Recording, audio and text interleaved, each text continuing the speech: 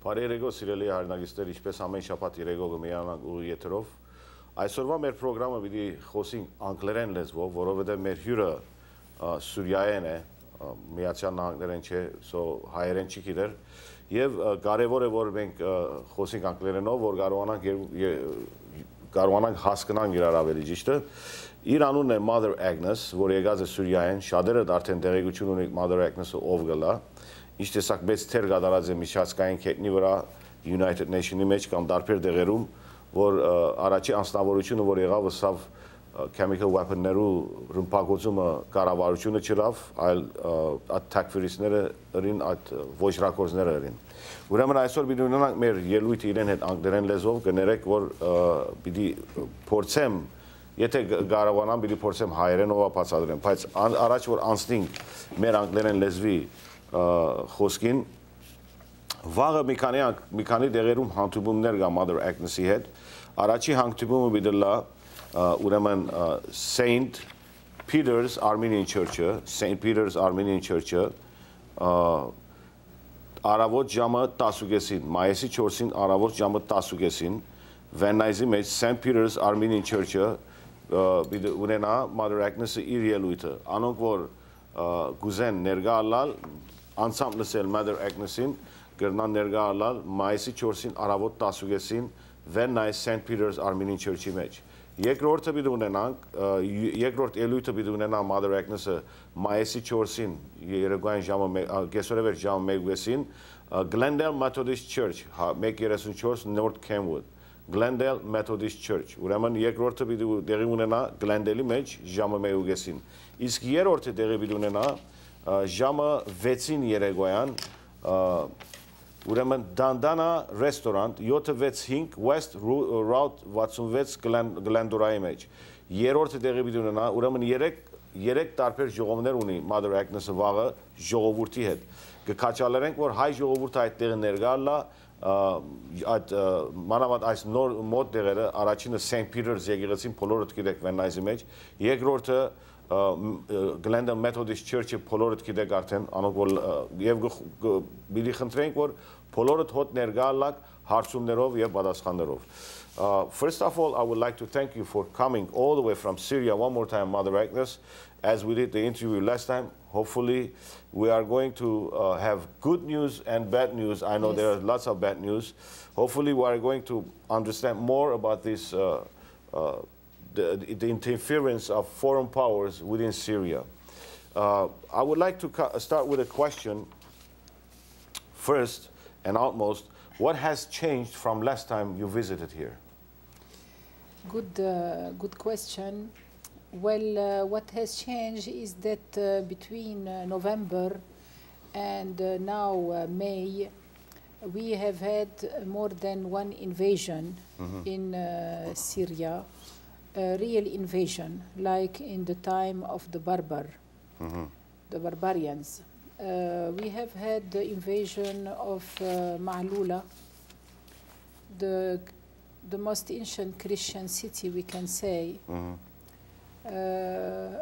It was a real, how to tell you, a real betrayal of a statu quo that was allegedly agreed between the rebels and the habitants that let us free to do what we want and to rule the place, and we will not harm you.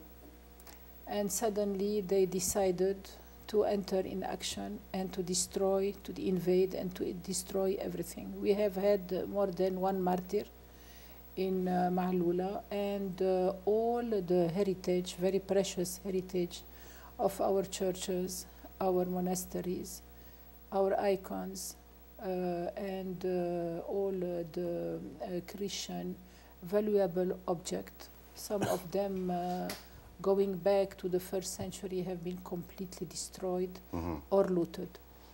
After this, we have had the invasion and the terrible atrocities of the city of Adra in the Damascus neighborhood, where until today thousands of civilians are held hostages. And what happened in Hadra really bypassed everything that you could heard about in the whole history. And you had the very sad invasion of Kasab in the north of Syria, between Turkey and Syria on the border. This beautiful village, Armenian, 100% Armenian village, has been invaded very early in the morning. This village was a peaceful village, a village that wanted to be neutral, always peaceful and welcoming everybody. It has been invaded as if it was a kind of very heavy military post, while there was nobody there. And all what is happening in Syria today is directly contrary to the international laws and to the humanitarian international laws. And what is more scary is that those who are supposed to monitor and to help implementing those laws are those who are just bypassing them and applying them selectively without anyone to tell them, what are you doing? This is very sad. Speaking of the invasions, it's very important to acknowledge for years and years, we could say about hundreds of years, Muslims and Christians lived together in peace, with harmony. Everybody worshipped according to what he or she believed in. And all of a sudden we see all these chaotic situations. In the name of Muslims, they're killing Christians. Are those real Muslims, or they are takfirists paid by international geopolitical, I would say, Zionist centers? I don't think that those people are normal people. Whatever they are saying they are, it's a facade. Islam, in their case, is a facade, because there is no religion in the world who could just accept to perpetrate the atrocities they are perpetrating. There is no justification of such acts and for the presence of those people. You know, those people form part of international death squads that are trained by foreign powers and are used as tools. In Latin America, for example, they would be presented as Contras. In our countries, they are presented as takfiris. No matter what they call themselves, those people form part of the engineering of chaos, and they are sent to destroy everything. Of course, they need a justification. And in Syria, the justification is the hatred that is fostered on a sectarian basis. It is a justification. But the reality is that with or without this justification, they will be demolishing and destroying all what is precious in Syria, especially the pluralistic society, to bring Syria back to the Stone Ages. And this is a criminal act. Where do we have to go to shout loudly and bring the attention, draw the attention of the international community? We don't know, because today the international community is aligned, is compromised, is ignoring or is knowing what is happening and just keeping silent for being politically correct. So we have to find alternative means to stand against those new barbarians that are coming from more than 80 countries. And they are financed, heavily financed. They need nothing. When they arrive to Turkey or to Lebanon or to Jordan, they are in 5-star hotel. And they are helped and ruled and monitored by many countries, the intelligence services of many countries, to demolish a sovereign country that is Syria. We could specifically say there is a small World War III going on in Syria, because all countries are involved that support certain strategy of new world maps, let's put it this way. Yes. And as we see, the world geopolitics are changing, and whoever is not abiding by the rules of new world order is basically being bombarded and destroyed. That's what the outcome is we see. Whoever doesn't acknowledge the kingdom of new world order basically is being destroyed, as we've seen with different countries who refuse to acknowledge their power. But speaking of that, I want to go back into the specific minority of Christianity that exists and existed throughout years and hundreds of years, if not thousands, in a small country called Syria. And now we're seeing specifically the Christian community being under attack, and Muslims are being blamed. Even though Muslims and Christians live together in peace with harmony, it was the Muslim community, Sunni Muslim community, who saved the Armenians during the genocide. Exactly. We have the facts, but sometimes people don't want to speak out about those facts. In regards to the Christian community of Syria, how serious it is, and what are the powers that want to destroy Christianity out of Middle East? They want to make it into self-created, let's say, Sharia law, which doesn't even imply in moderate Muslims or Muslims that we've known of.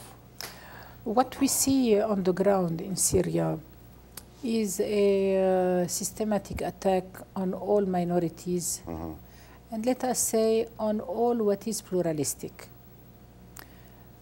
We don't have to forget that the Sunni community is attacked also. Absolutely. And is the most that is attacked, because the majority of the Sunni population are nationalistic and they stand with their government. So they are avenged, they are chastised. That's what happened in Aleppo, for example. Aleppo did not entered in the revolution, did not accept to be aligned with the revolution, and Aleppo was chastised until today. And many other places, even Hama has been chastised, Homs has been chastised. So we don't have to forget this about the Muslim Sunni community. Now the other communities are really living a kind of ethnical cleansing. We have the Alawite community. They are really supporting, they are really suffering atrocities, untold atrocities everywhere. You have, you said, the Christians. Now maybe more than 1 million Christians are displaced. It means half of the Christians. Maybe we can add, after Kasab and now the continuous shelling of Jaramana and the Christian neighborhood in Damascus, and of course in Aleppo, we can add that more than 2/3 of the Christian population is displaced in Syria or outside Syria. You have the Ismailite community that is really suffering a real genocide. And the Druze community is maybe the most, secure in their stronghold of Jabal Druze in the south of Syria. But last week we heard about an incursion in the outskirts of the Druze stronghold, and those people also are suffering. Let us not forget that Jaramana is a Druze Christian stronghold, and they suffer continuous shellings and continuous aggressions. So the plan is to get rid of this pluralistic society, to wipe out the memory, the cultural memory of Syria, to destroy all the infrastructure of the state, all the cultural heritage, museums, shrines, sanctuaries, mosques, churches, synagogues, and to destroy also the cities, because those rebels, they snake into residential areas, they transform them into battleground, and like this they bring their total destruction. So we see that in less than 3 years, more than 10 million of Syrians have been displaced. And we can say that the 2/3 of the Syrian population are in need today. They have been facing a real disaster, economic disaster, agricultural disaster, cultural disaster.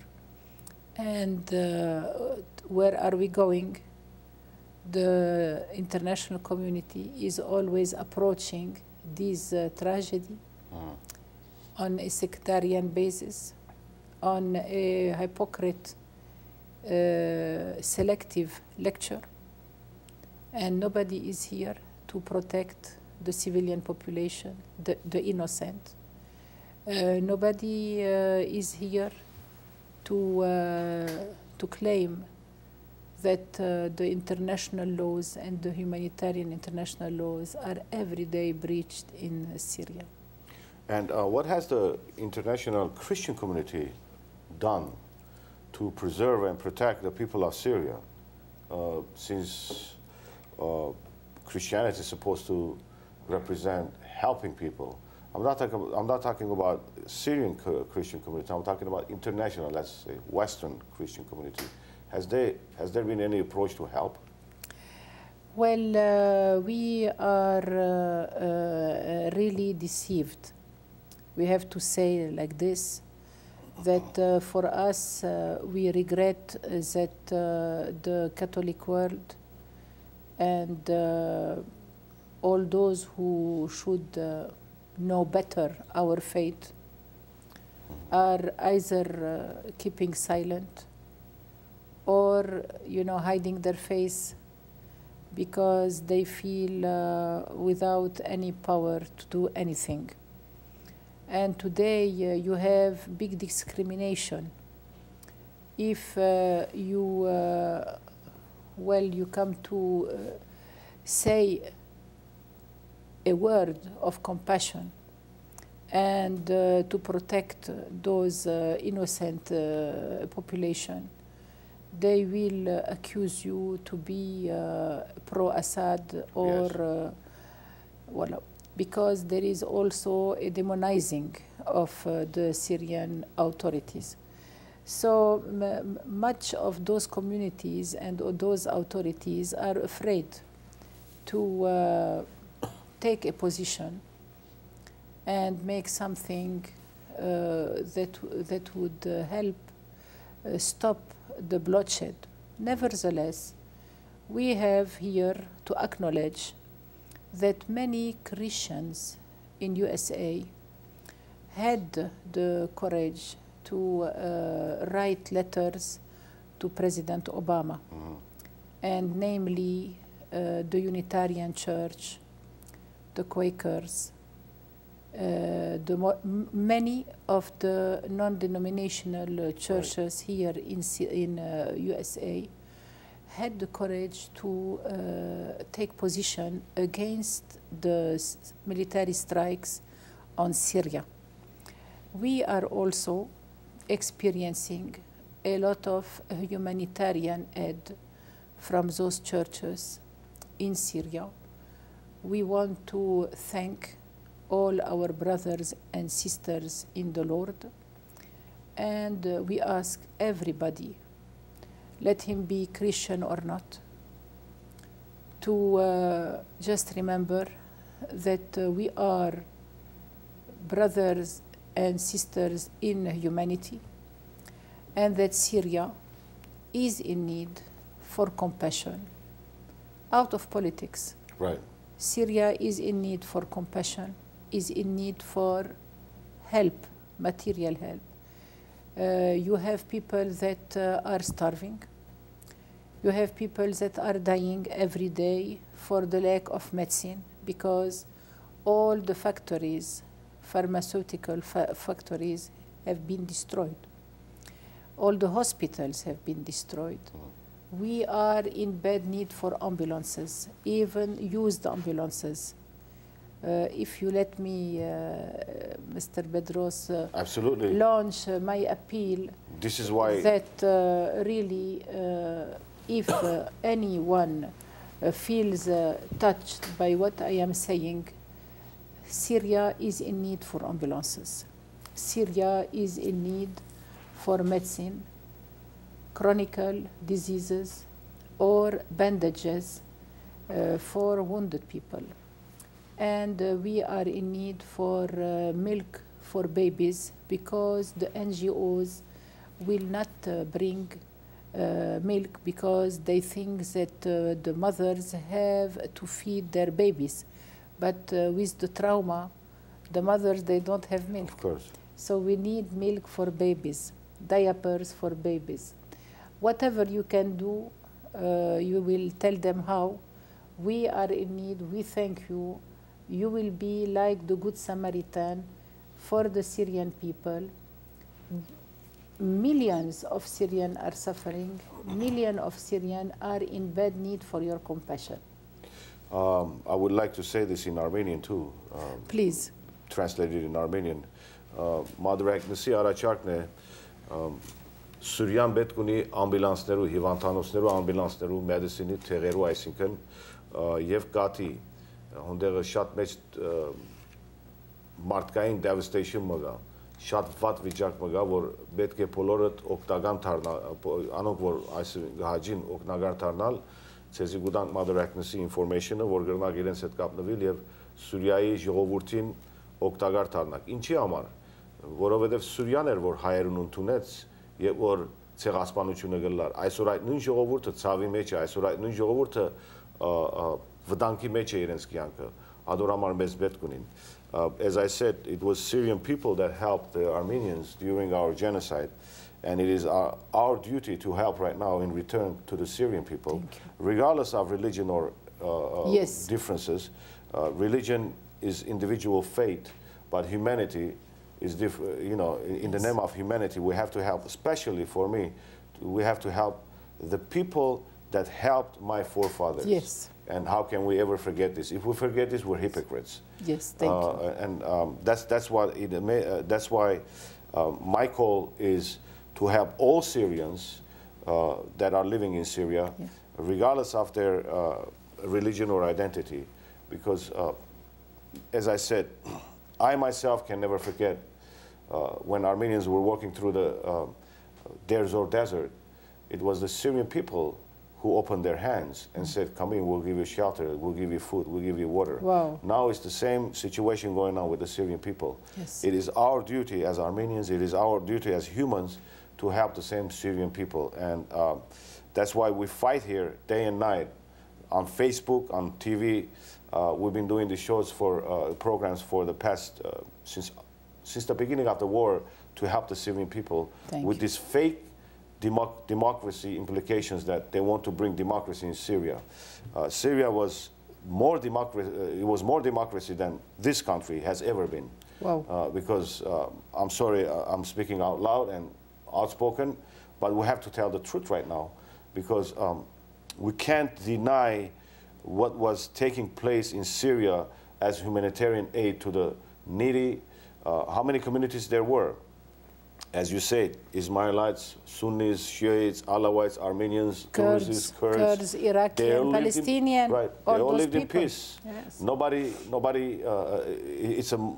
It's the model of democracy. Yes. Let's put it this way, that we are often forbidden to speak here of our rights. Unfortunately, even they've taken Christianity out of schools right here. It's illegal to even pray in the schools, where in Syria people used to pray in schools regardless of what religion they believed in. So if we want to talk about, I'm sorry I went too far, but it's the righteous way to say it. If we want to go too far, that's the reality, and we have to face reality. So my call to everybody that is watching the show, as you heard Mother Agnes, they are in need of ambulances. They are in need of medicine. If there are doctors who are watching, please contact us, and we can help the Syrian people that helped our ancestors in the past. And until today, they allowed us to have our churches, our flag, our language, our history. They allowed us to do everything within their country. They gave us all the right, and we can't forget that. Thank you. So I want to go further and ask more questions, which is very important to analyze this whole situation. And unless we analyze it, we are going to believe in this propaganda, Zionistic propaganda, new geopolitical, new world order propaganda, that Syrian people are suffering and they need help. And we have to once and for all put an end to this. Yes. Together, of course, we're from the United States. Those that are awake, they're not medicated yet, and we are going to fight and be with the Syrian people all the way to the end. If we need to, ethically, journalistically, we will fight all the way to the end. Thank but you. my question, as you explained the situation in Syria, kids, they need milk. We've heard Aleppo was without water for some time. Yes, because the rebels, they shot, right. They cut the water. And right now we're hearing the new chemical weapons being used, unfortunately, and Syrian government, they want to blame again. Who is using this so-called chemical weapons? We want to hear it. We want to get to the bottom of this and hear it, because you were the first person who stood against the international community and spoke out the truth. And yes. We highly acknowledge what you did, Mother Agnes, because a religious person is supposed to be a leader, not only a follower, and you're one of them. Thank you for it. Thank you, thank you. Well, you know, I have the honor to realize that the videos that were covering the so-called chemical attacks were fake. And I made my study, I published it, and I presented it to the United Nations. And the reports that after were made by Seymour Hersh and other, even last week, the New York Times retracted what he has said about the chemical weapons. And well, today it's something obvious. Everybody acknowledges that the way it was presented to the world was a false flag, like the mass destruction weapon in Iraq, to produce the justification for a humanitarian war. Okay. Now they are people that want to repeat this false flag to be able, if possible, to obtain those military strikes because the war in Syria, the proxy war in Syria, is being lost. The Syrian army and allies are advancing, are progressing, and the international coup on Syria is failing. So they will try to find other false flag to promote and to foster this right to protect or this humanitarian war, we hope that all of us, the friends of the Syrian people, and the friends of peace, and the friends of international laws, will continuously work to prevent this savage treatment of innocent population. Now, you know that Syria has accepted to dismantle its chemical arsenal. Absolutely. And they are doing. So I hope, and we hope, that everybody in the Middle East, including Israel, will do the same. And let us shape the Middle East as a place of non-proliferation of mass destruction weapons, to make it not a volcano, but all the contrary, an oasis for humanity, for spiritual reference, because Middle East is the cradle of civilization. Absolutely. It's the place of the revelation of all the religions of book. And we have to look at Abraham, our father, and live there in peace, in love, in reconciliation. We hope that Syria will break this spiral of violence, this way to intervene in the fate of innocent population for political or for economic or for I don't know what kind of benefit, and to really begin a new world order based on justice. Justice. We really hope that Syria will be a turning point. I will take a phone from a caller. You're on the air. Hello? You're on the air. Okay, I will leave the phones off right now because I was getting lots of phone calls, but really, I know people are anxious to ask questions, and they can ask maybe a few questions later. Going back to Kesab issue, yes, which is an important issue for the Armenians. On the morning of the 21st, we heard in the invasion of Turks. yes. And the Turkish government and Azerbaijan and Chechens, they all invaded through Kesab. Yes. And they occupied the land of ancient Armenian, Kilikia, which is in the territory of Syria. And they are still under occupation, as I Yes. understand. What has taken place with the people of Kesab that used to live there? We have reports that some of them were killed, some of them were butchered, and most of them ran away. Do you have any specifics? Yes, no, I have to tell you, good news is that they had the time to leave. Mm-hmm. A lot left with their pyjama. The civilians? Yes. Right. They were very well welcomed in Latakia, and they were installed in the churches and in the schools. Everywhere, the people of Latakia opened their houses and their centers. We have been there to visit them in the Armenian church. They are, of course, under trauma. They are suffering because they lost everything. They lost their houses, they lost their land, their stores, their cars. They lost everything. But nevertheless, they feel relieved because no victims so far, because they were warned by the Syrian army and they could flee. We have to thank the Lord for this. Some of the old people remained in Kasab, and we hope that today they could leave because the war is raging around Kasab and from time to time inside Kasab, because the Syrian army wants to take back this very symbolic city. Yes. Ayo Güleseng? Parasız.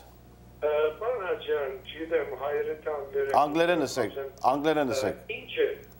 What's the role of the Islamic Republic of Iran in the region? Is it positive or negative? Thank you very much. Thank you very much. We have been visiting Iran 2 weeks ago. We were invited as delegation of peace with Peace Prize Nobel Myred Maguire and more than 20 peace activists. We visited many many towns like Tehran, Isfahan, where we visited the very ancient church of the Armenian community, and with its beautiful frescoes. And we visited Qom also. What we can say is that Iran is demonized. It's not this country that is described in the Western media. Iran is a big power. They have a pluralistic society. It's not true that they are a discriminatory society. We have seen, we have talked to our Armenian brothers and other Christians like the Chaldeans.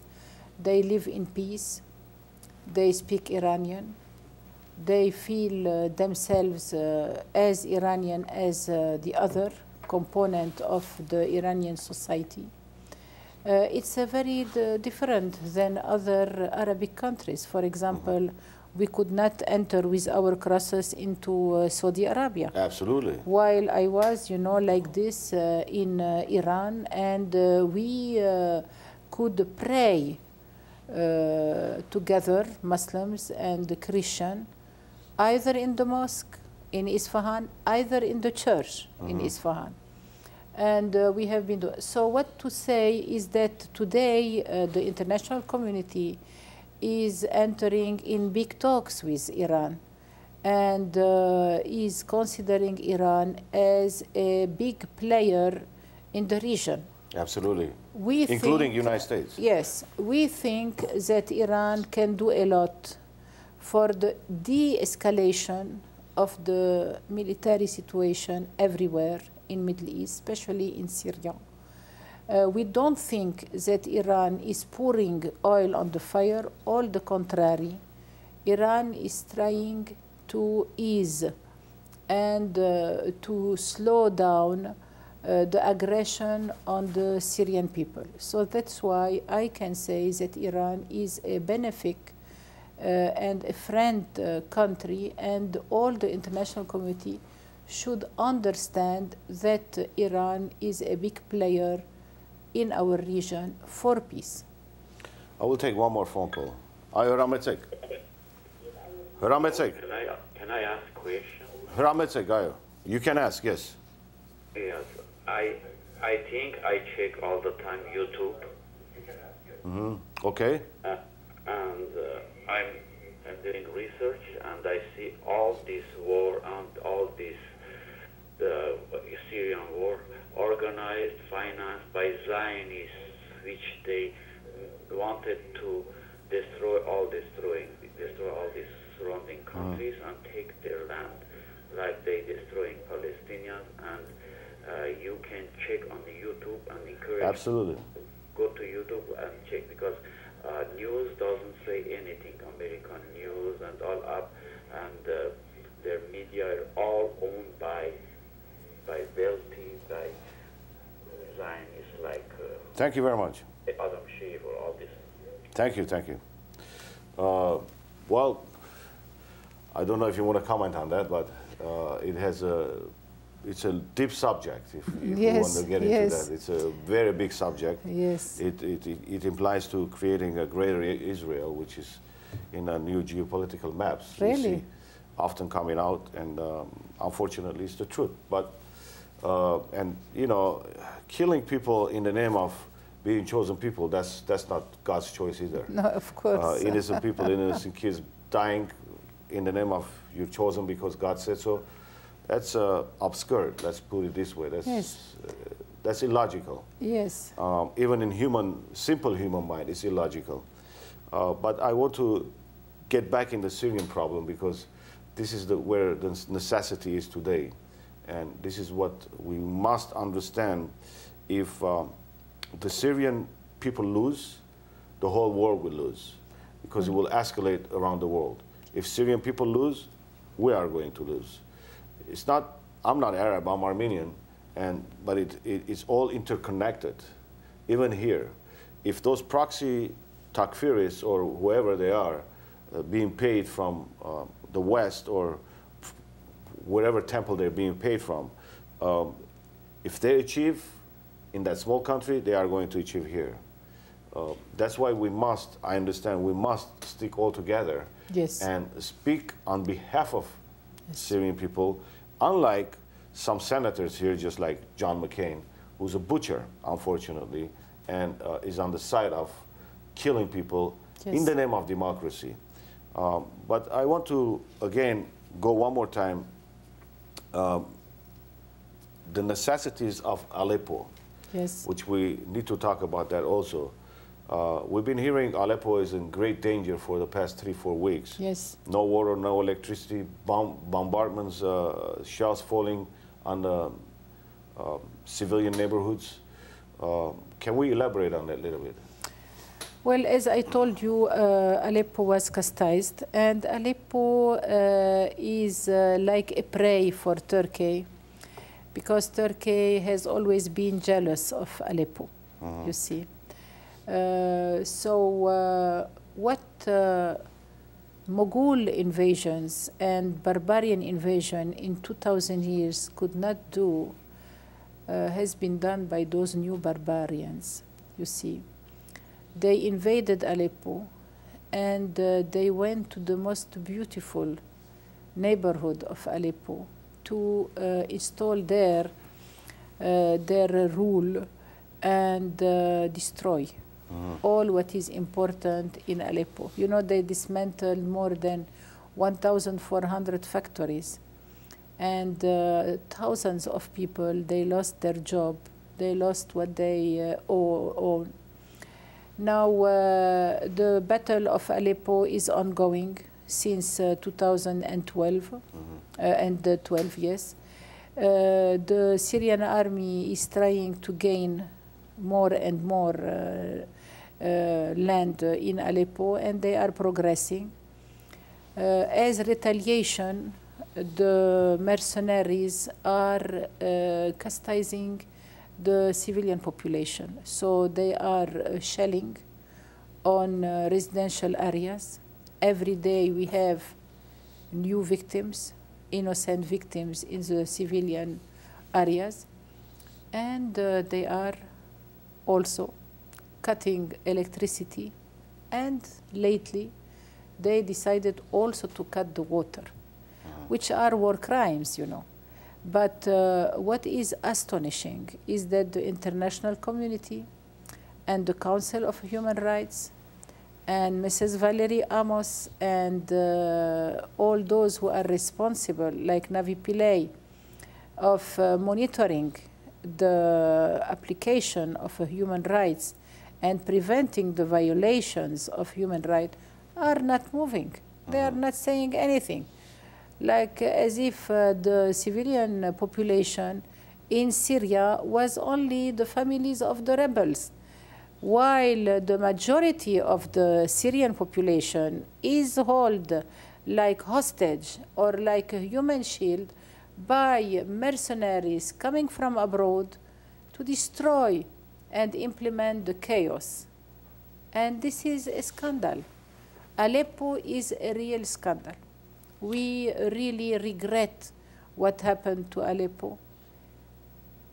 What Aleppo is suffering is really unworthy of our world, and it will be a big shame for our century.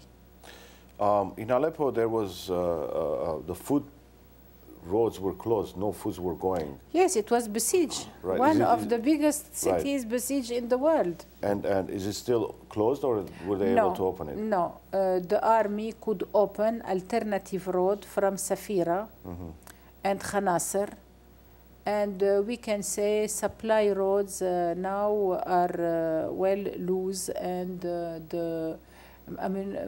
everything can arrive to Aleppo. But when they cut short, the water, it means that many days will pass before the teams would come and restore what have been destroyed. They shelled Aleppo University, I heard today, and 12 individuals were killed. Well, yes. And they just basically throwing bombs everywhere. Everywhere, without distinction. It's a salvage aggression, and they should be, well accused by the international community, but nothing is done because they are enjoying a real coverage and a real green light from this international community. Also, there is an election coming out. Yes. Who are the people with?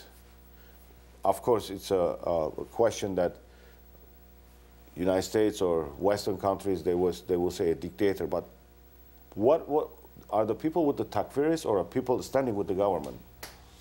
Look, I just will remember you that in 2012, Mr. Robert Ford, the U.S. ambassador in Damascus, made a statistic, and himself said that by that time 60% of the Syrian population would elect the president, Bashar al-Assad. Today, all the statistics say that the president Bashar al-Assad will be elected if he presents himself to the election, because the general mood of the Syrian population, even the opposition one, has had the time to evaluate the what is for and Right. what is against this revolution, and everybody has seen that this revolution is something fake, a kind of Trojan horse to destroy Syria and not to implement any freedom or any reform. So today we can say that 70 to 75% of the Syrian people will elect the president.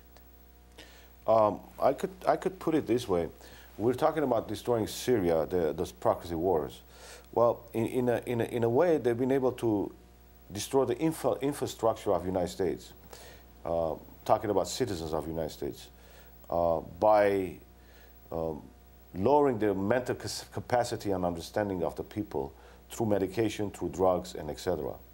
But unfortunately, they have been doing that here in the West by mind control, where people obey the government and follow the government, and they represent two-party candidates out of nowhere.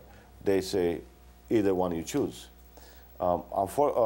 Fortunately, Syrian people have been more awake in the mind. Let's put it this way: they're not medicated. They understand educational level is higher. Since they weren't able to implement the control of the mind, I see a proxy war to destroy the country, because they're not following international new models of global elite control and sacrifice, as we know.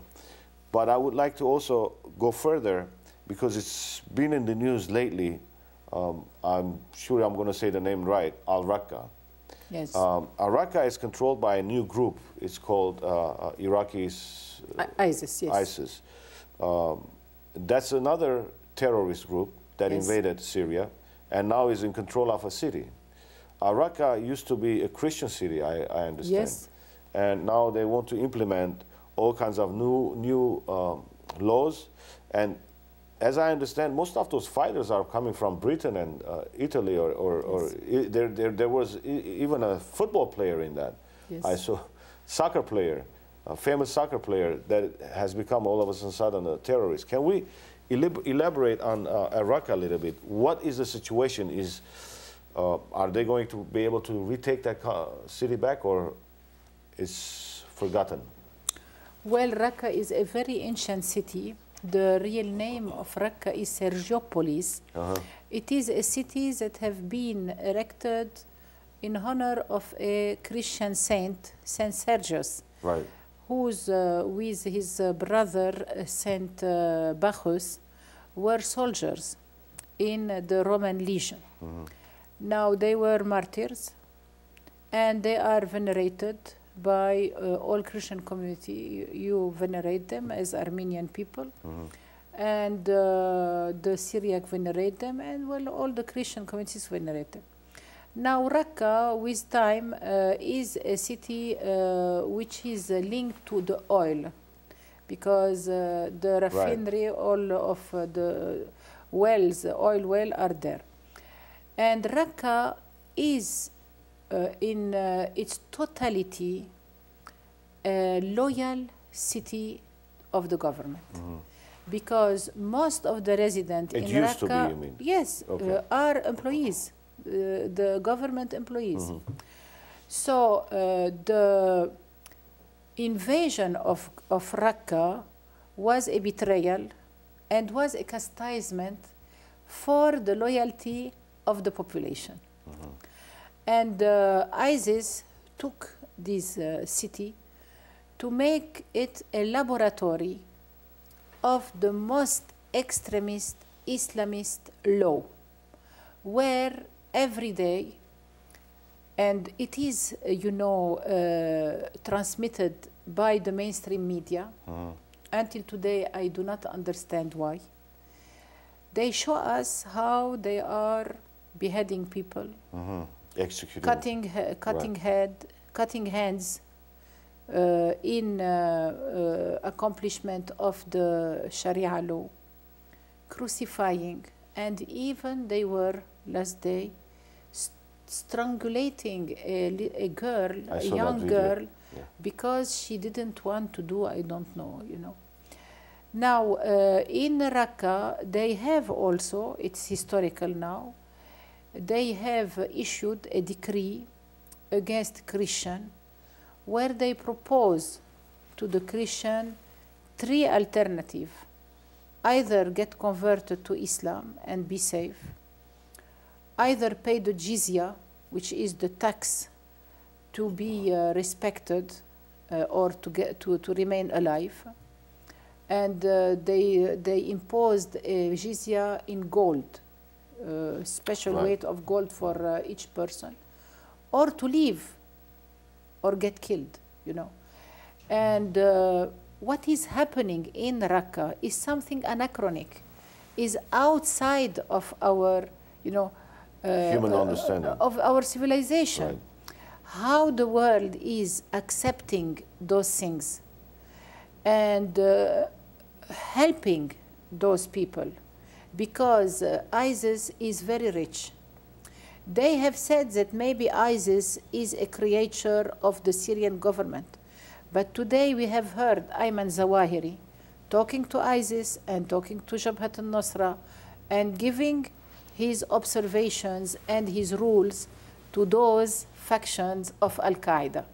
So if ISIS would have been a creature of the Syrian government, I don't see how Ayman al-Zawahiri, the actual leader of Al-Qaeda, would give them his own orders.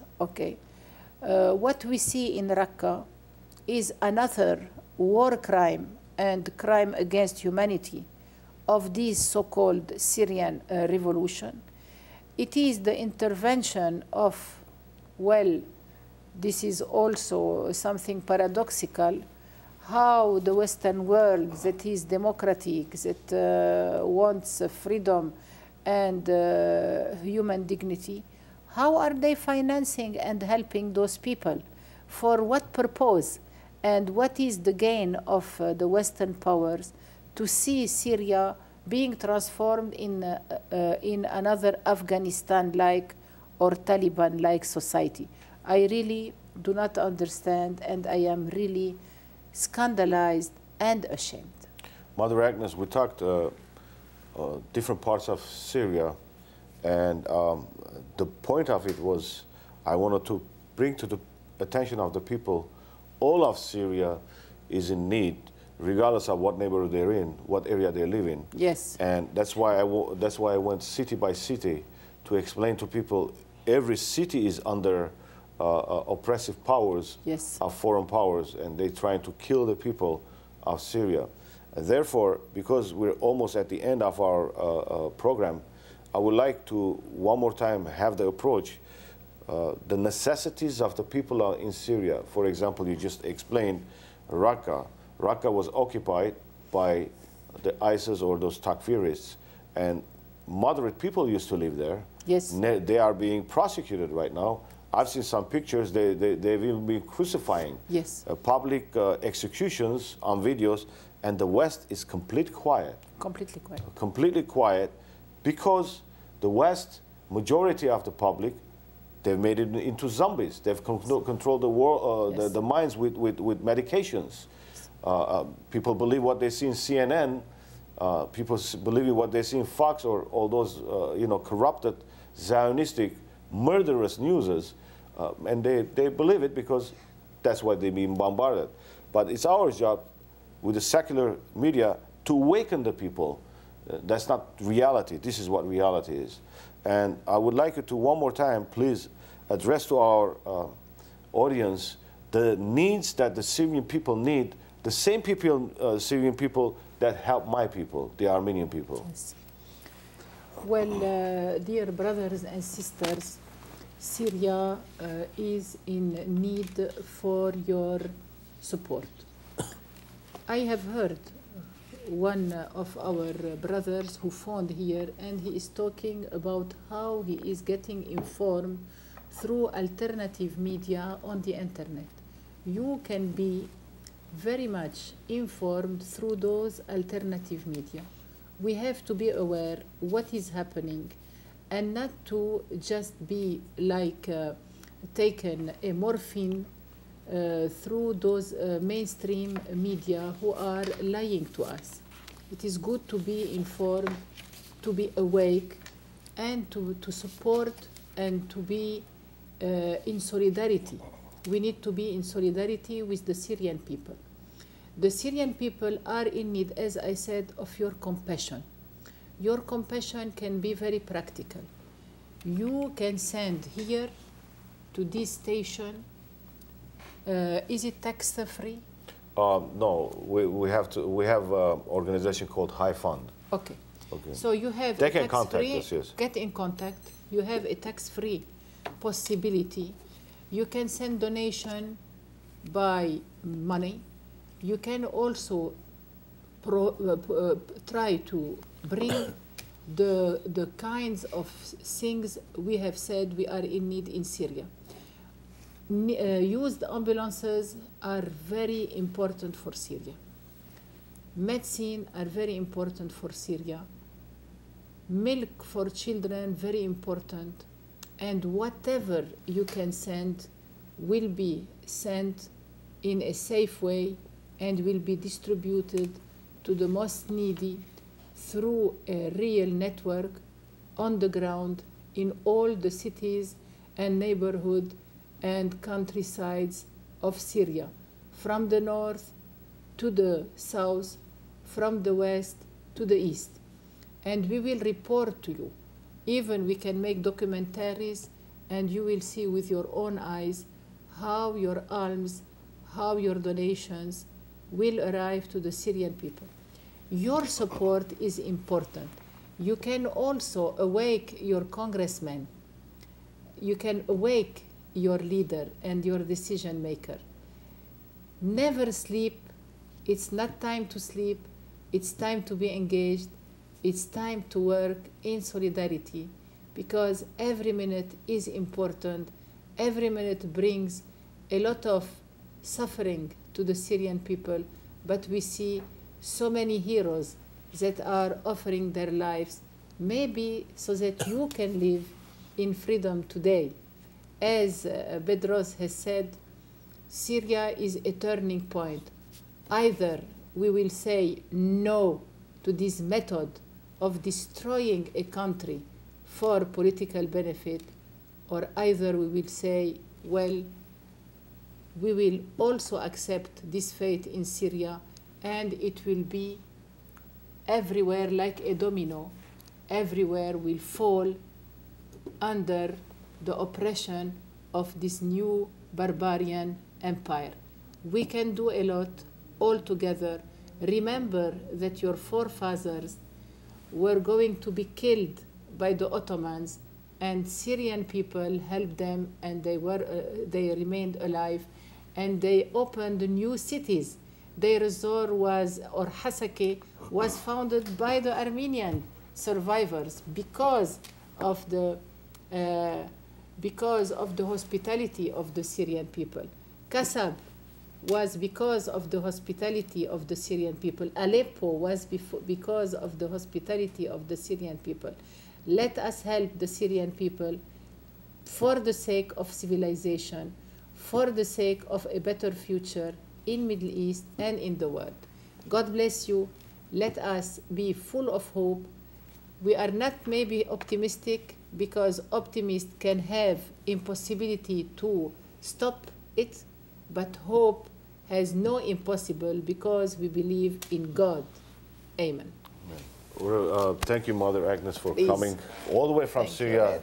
And we are with you all the way. We will continue on talking until Syria is completely liberated from those terrorists. Սիրելիներ, ինչպես որ լսեցիք, մեր ժամը հասավ իր ավարտին. Վաղը, tomorrow we have, you can meet with Mother Agnes May 4th, 10:30, Van Nuys, St. Peter's Armenian Church. Անոնք որ գուզեն հետևիլ գամ ժամը 1:30, Glendale Methodist Church կամ երեկոյան ժամը 6-ին, 765 West Right 66 Route. Ուրեմն հոսպիտի մնանք մի քանի վայրկյան, կրնակ հեռացանել, որև մեկ հարցում ունի, կրնակ հարցնել. Thank you for joining us today and listening to this important message. Until next week, God bless you all.